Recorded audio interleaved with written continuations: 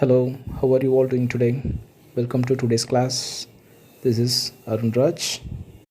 In today's class, we are going to learn about the topic nutrient cycling or biogeochemical cycle. Nutrient cycling is defined as the movement of nutrients through the various components of an ecosystem is called nutrient cycling. It is also called as biogeochemical cycle. Based on the reservoir of nutrients, the nutrient cycling are classified into two types.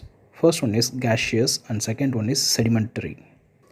The reservoir of gaseous nutrient cycles exist in the atmosphere, for example, carbon and nitrogen cycle. The reservoir for the sedimentary nutrient cycle exists in the Earth's crust, for example, sulfur phosphorus cycle. One more definition is also here, and it is standing state.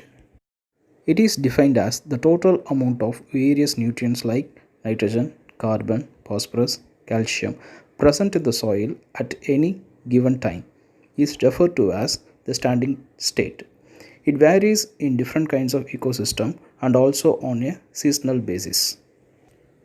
The environmental factors only responsible for the rate of release of nutrients into the atmosphere, and the reservoir functions to meet with the deficit occurring due to imbalance between influx and efflux.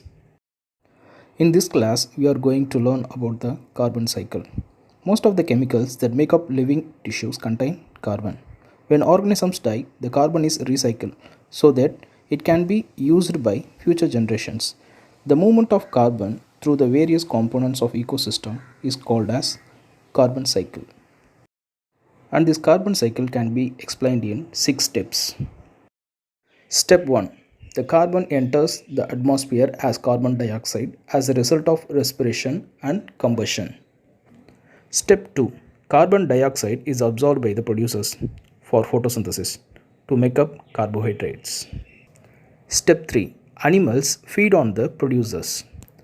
The food chain causes carbon to move along various trophic levels. Most of the carbon consumed is exhaled as carbon dioxide during the process respiration. The animals and plants eventually die. Step 4. The dead organisms are broken down by decomposers. This causes the carbon in their bodies to be returned to the atmosphere as carbon dioxide. In some extraordinary conditions, decomposition is blocked. The plant and animal material may then be turned to fossil fuel for use in the future for combustion. Step 5. Marine animals may convert some of the carbon in their diet to calcium carbonate, which is then used to make the shells for their bodies. Over time, these shells of dead organisms collect on the seabed and form limestone. Due to various activities and movements of the earth, these limestones may eventually become exposed to the air where it is subjected to weathering. This causes the carbon to be released back into the atmosphere as carbon dioxide. Volcanic action may also release carbon dioxide. Step 6. Human activities have significantly influenced carbon cycle.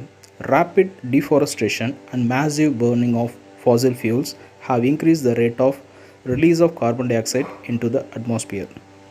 If you have any doubts in this class, please leave your comments. And see you in the next class. Never stop learning.